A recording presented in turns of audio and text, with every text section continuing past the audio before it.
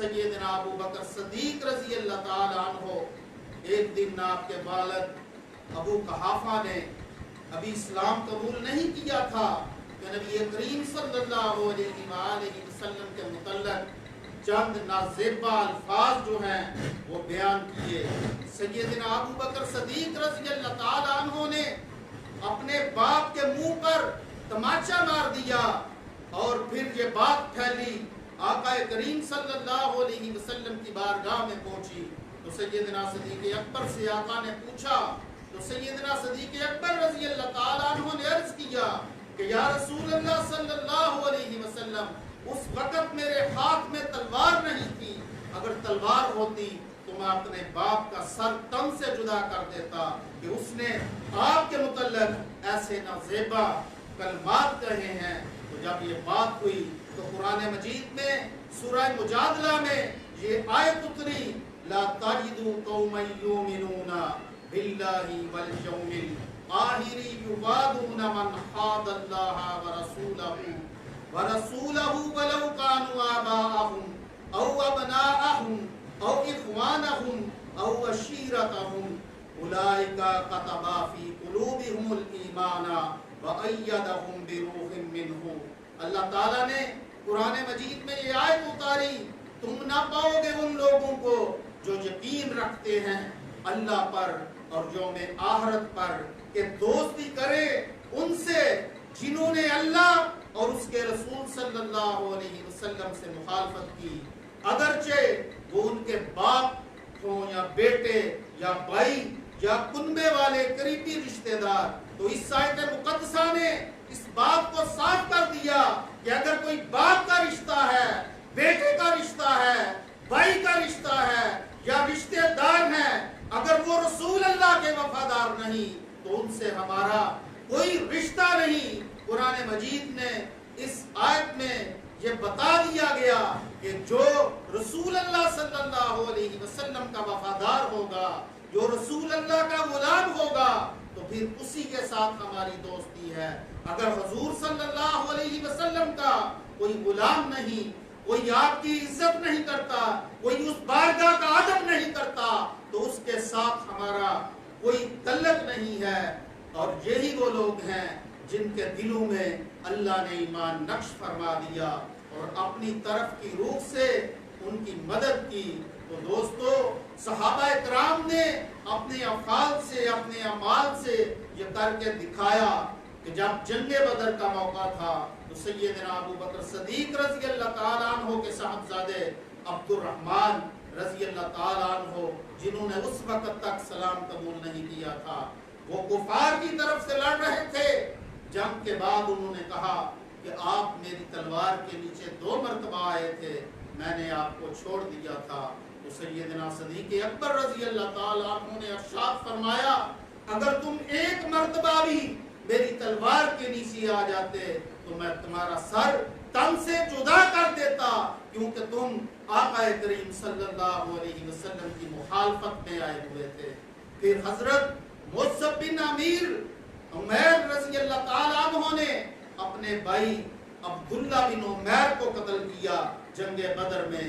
پھر سیدنا فاروق اعظم رضی اللہ تعالیٰ عنہ نے اپنے ماموں عاص بن حشام کو جنگ بدر میں قتل کیا. پھر حضرت ابو عبیدہ بن جراح، آپ نے اپنے باپ جراح کو قتل کیا جنگ احد میں.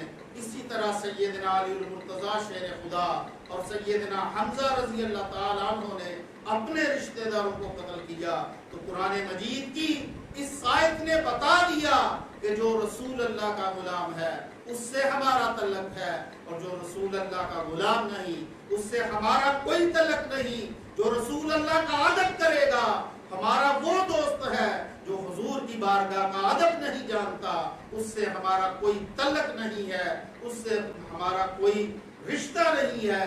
سیدنا ابو بکر صدیق رضی اللہ تعالیٰ عنہ جب آقا کریم صلی اللہ علیہ وآلہ وسلم نے ظاہری وصال فرمایا تو آقا کریم صلی اللہ علیہ وآلہ وسلم جس منبر پر بیٹھ کر خطبہ ارشاد فرمایا کرتے تو سیدنا صدیق اکبر رضی اللہ تعالیٰ عنہ اس منبر کی तीसरे जीने पर बैठे अदब रसूल सल्लल्लाहु अलैहि वसल्लम की वजह से। और फिर उसी मिंबर पर जब सैयदना सदीक अकबर रजी अल्लाह ताला अन्हु ने वसाल फरमाया तो सैयदना फरूक आजम रजी अल्लाह ताला अन्हु ने 2 जीने छोड़ दिए और तीसरे जीने पर बैठे कि उन्होंने कहा कि मैं अल्लाह के महबूब सल्लल्लाहु अलैहि वसल्लम के अदब में और सैयदना सदीक अकबर के अदब में नीचे बैठा हूँ। तो ये हमारे असलाफ का मामला था।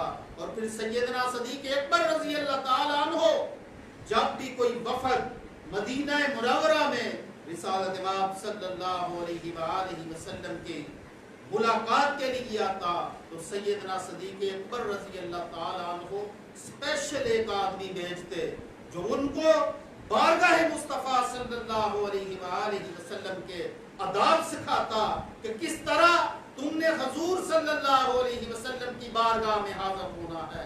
तो हम आज मुसलमान हैं तो लीडरों के लिए इतने नारे उस सरजमीन मुकद्दस में लगाए जाते हैं तो क्या तल्लक रह जाता है तुम्हारा इस्लाम के साथ और आका करीम सल्लल्लाहु अलैहि वसल्लम की जात के साथ कि वो अदब की ऐसी जगह है कि जब सूरत हुजरात की ये आयत जो मैंने पढ़ी नाज़िल हुई तो उस वक़्त सैयदना फरूक आज़म रज़ी अल्लाह ताला अन्हु का ये हाल था कि आप बिल्कुल आहिस्ता आहिस्ता जो बात थी वो बारगाह रिसालत इमाम सल्लल्लाहु अलैहि वसल्लम में करते।